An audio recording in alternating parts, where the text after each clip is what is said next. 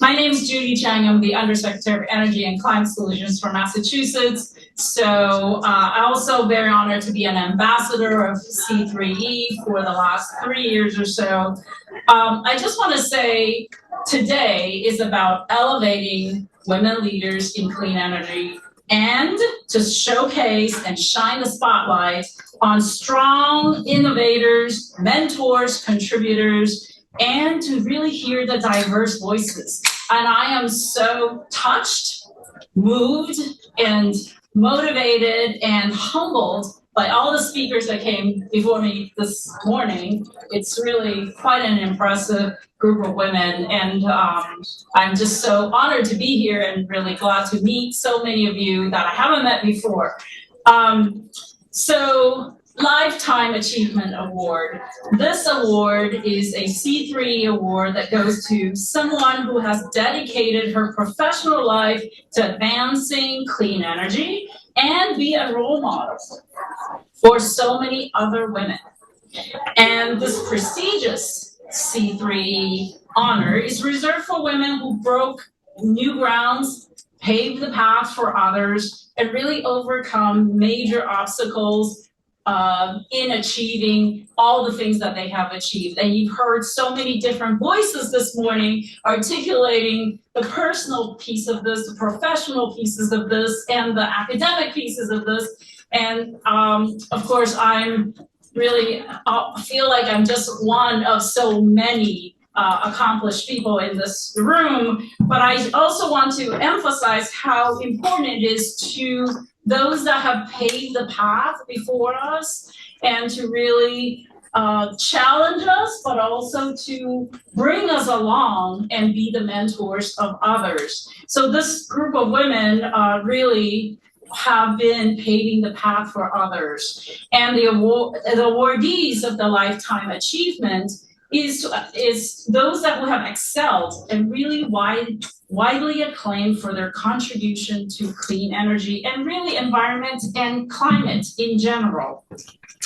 So I went back to all the previous awardees, so I'm not going to name all of them, but I really encourage you to go back to the C3 website to look at all the previous awardees. They're just amazing people. I happen to know several of them personally, and they're just really not just paving the path, but also elevating others, bring others along. And I know many of you in this room do the same for others. And this is the group hug that you spoke about and others speak about, because we really need to break down the sort of this competitiveness, but really this is the moment. There's so many opportunities from this moment on forward for clean energy, for climate. And I want to emphasize all of things that I have said before, but this is not just a moment for engineering or policy or technology, which we all are here for. It's about communication and bringing these solutions to the others and really explaining to our communities that haven't heard about this. I mean, this is part of the challenge of me in my job is how do we communicate the importance of climate solutions to people who really don't think about that on a day-to-day basis? We're kind of like in this tiny little oasis here that we all talk the same language, we all speak about the same things, we all like rah-rah about certain clean energy, but there are people day-to-day job or work or life don't involve these things. And we need to actually get out and not only hear their voice, but also explain why this is important. Just like in Massachusetts, we have a very aggressive target to reach net zero by 2050. And of course, acknowledging all the things that have been said this morning. The first thing is energy efficiency and then transition to clean energy, both in our transportation and our buildings, et cetera, right?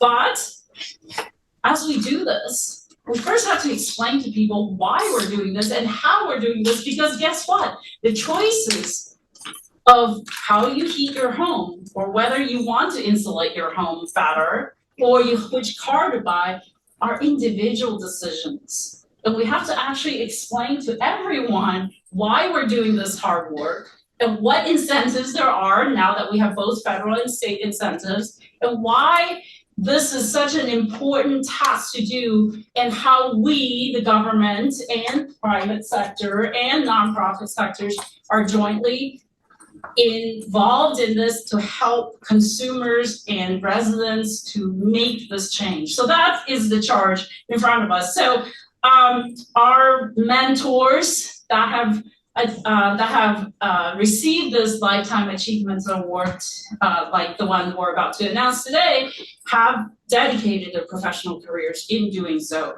and to communicate those. So this year's C3 Lifetime Achievement Award is to Lisa Jackson.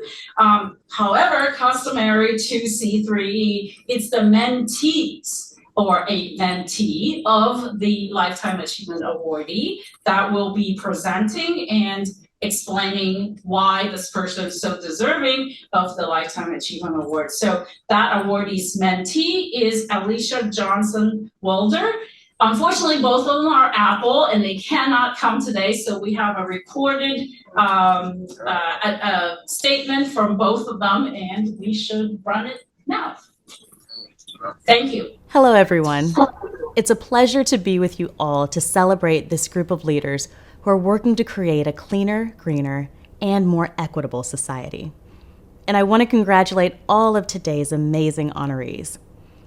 Women have been at the forefront of environmental progress for decades and continue to bring a vital lens to this work. Women have transformed the global conversation on climate and have driven powerful results.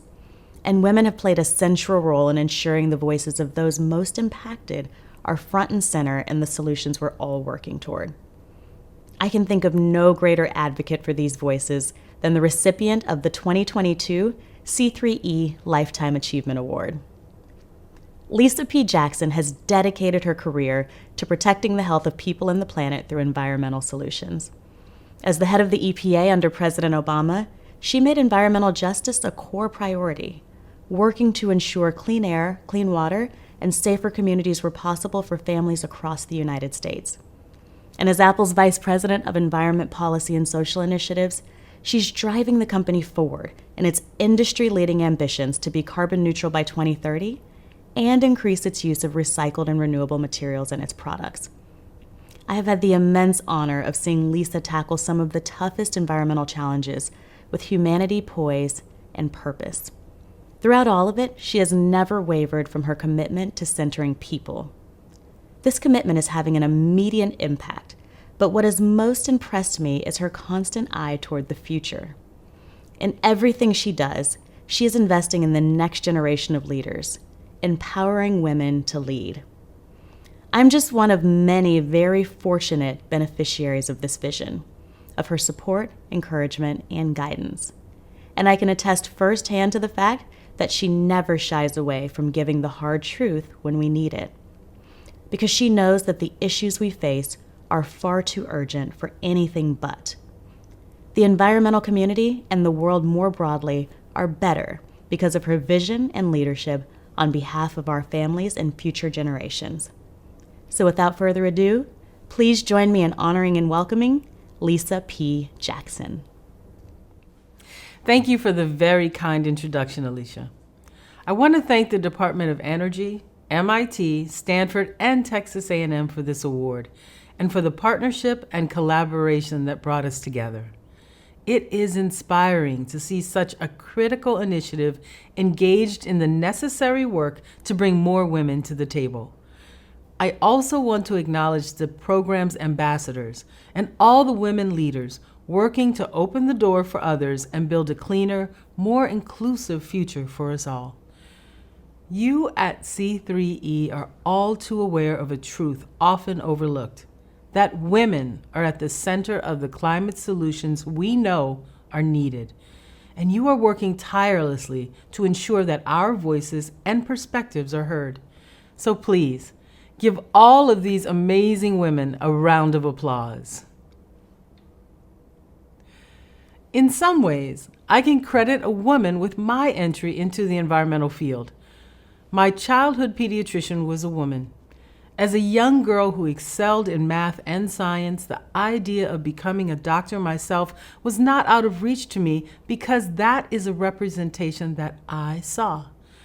Now, I ended up taking a slightly different path, but the goal was strikingly similar: protecting people's health.